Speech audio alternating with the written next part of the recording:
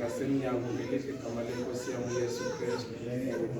Mandibulise ke umama abakhulu ingabacilana ukuyoma ke umama uNkosi ngasemnyango. Ndibulise ke ulutshana kuwethu ngelihle igama lenkosi yami uYesu Kristu. Mandicele abantu abadala nehlale phansi. Mandibulele indleko engaka endifumanayo. Bawuthole bendingumuntu ebendisithi ndikangeke ixesha endifike ngalo baba. Ndaqonda okokuba sizawuqala Archbishop uZekani. Mandibonge igama lenkosi uke walifika inkwenkwezi iyagama phakathi kwezinye. Mandibonge igama lenkosi. Bawugaba ndizokwenza nto bawami kumazwi wabeke kule ndawo. Wava kakuhle bawumfundisa ukhwala xa esithi uba ugaba kasisondele okokuba siqukumbele unyaka. Xa kusondele okokuba sibophe ihafu sakhi zethu sibhekwe boba ubam kwelokuzalwa kwethu. Ukhangela imbali kaDavide. uDavide bawubhalo cengana nomphefumlo wakhe. Mandibonge igama lenkosi. Singathi utsho ba umthole apha. Akathethi namntu uDavide kodwa uthetha nomphefumlo wakhe. Mandibonge igama lenkosi.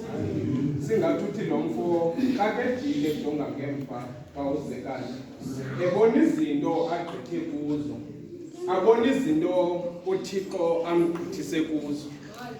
Hlala phansi lo mfo wathi ngoku kuyanyanzeleka okokuba ndingathethi nabahlobo. Mandibonge igama lenkosi. Andizuthetha nabamelwane. Andizuthetha ne-church members. Andizuthetha ne-family. Kodwa lo mzalwane wasuke wathi ngoku kunyanzelekile okokuba athethe nomoya wakhe. Mandibonge igama lenkosi. Kuba imeko esigqitha kuzo ifamily yakho wethu zike zenze okokuba umphefumlo nonyama zitsalele mhlawumbi zohluke kubini. Mandibonge igama lenkosi. Isingathi umphefumlo kaDavide ufuna ngasekunene, umzimba kaDavide wona ubutsalela ngasekhohlo.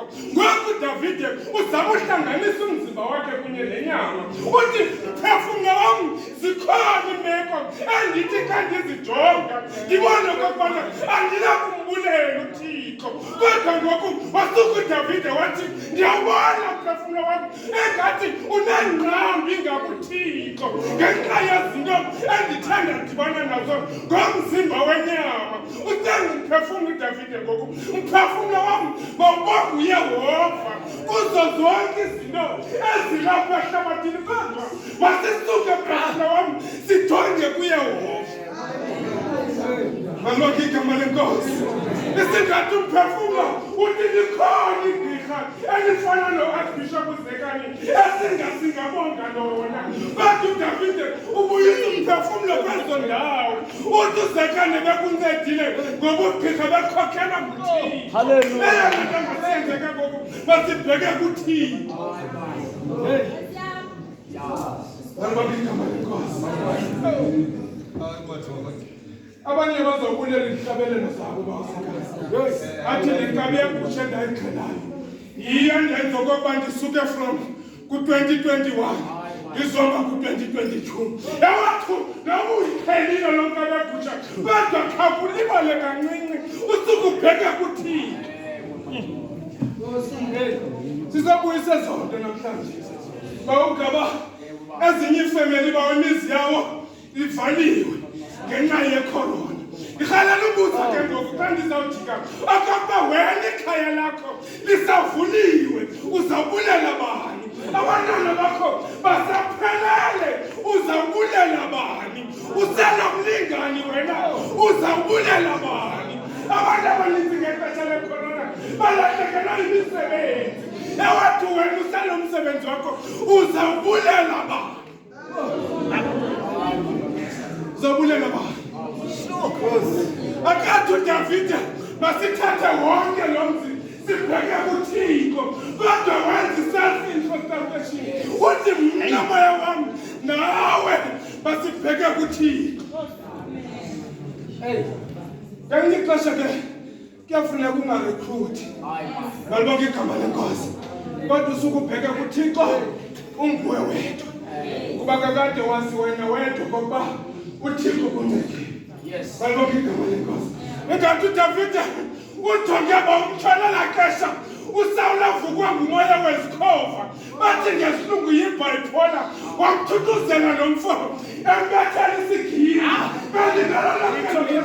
uSawule umoya wakhe umthumela kubomi bukaDavide wathi sakumphosa ngentuthe ezama umqhagamshelana nedoda wasuka uDavide wasaba kayigqitha kwezo zinto uthi andizubonga ingqondo yami andizubonga kuhlakanipha kwami kodwa ngizawubonga uYehova. Balibonke igama lenkosi. Sizobonga uYehova. Sizobonga uYehova. Lesikhumbule okokuba uDavide lona abanye abantu abaliqondi igama elithi Davide. Balibonke igama lenkosi. Ingathi ngelinye ixesha bawo athi igama lomuntu liyamlandela. Balibonke igama lenkosi. Ngumcekiswa lona unguDavide kodwa wasuke wathandwa ngamazulu. Igama elithi Davide lithi ngumthandeki kuya kaNuthixo. Balibonke igama lenkosi. Ngenxa yezimbo zendoda uyise kaDavide uyese awayefuna ukwenza inyala lelinye lesheshe lakhe. Ithi imbali kaThixo wazama njalo uDavide yathi le ndoda ngenxa yeplenzi zayo eziye zaphupha yasuke yamcekisa uDavide ubingamrekhodela kwamagunya lakhe. Yamthatha le ndoda yathi lo akuziba nayo yenye into apha emasangweni endlu yami yathi eyona nto ndizawuyenza ndizamthatha ndimphosele khona bazawuthaqwemba ndiwe ngamabhele kwenzela ukufa kwakhe kungabi sezandleni zam. Zesikhumbule kwakuba uDavide uzelwe abazali bakhe sele babadala femeli yakowethu. Eyona nto yabangela kokuba abesisilawulela nasesikolweni angabi na-progress. Wabona eyo nto engenamsebenzi apha ekhayeni. Balibonke igama lenkosi. Kodwa sisigodo esi into elungileyo mayisuke ihambe yonokubulongo phaa ebuhlanti nasendle. Balibonke igama lenkosi. Kanti ngalo lonke elo xesha ngumthandeki kaThixo. Ndiyayithatha ke into ethi ifemeli yakowethu abathandiweyo ngamazulu ixesha elinintsi bayacekiswa liphakade kambe abathandwa liphakade bayalidethwa ngamazulu. Kodwa sizothi namhlanje Mbonge mhlawumbi omnye andinamsebenzi ndinamfundisi ndizambonga ngentoni uThixo. Balibonke igama lenkosi. Umphefumlo wakho sihlobo sami usadibene nenyama khawubonga uYehova.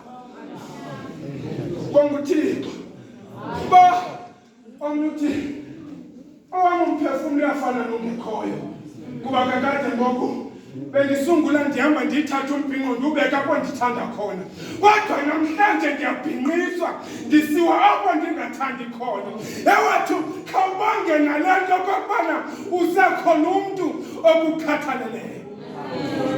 Khalela okokuba xa siphuma kule ndawo ke uzibuza okokuba wena usurvivile nje from imini owazalwa ngayo up to today kunganxa yamandla kabani. Balibonke igama lenkosi. Ndizawuyeka ke Mbonge awuyeka ke tshomi yam. Eyona nto endifuna okokuba uyikhangele khona zathi hayi ndisindiswe bubulumko bukatata ndisindiswe bubulumko bukamama. Bekhona femeli yakowethu abazali abaye bashiya abantwana bawumthwale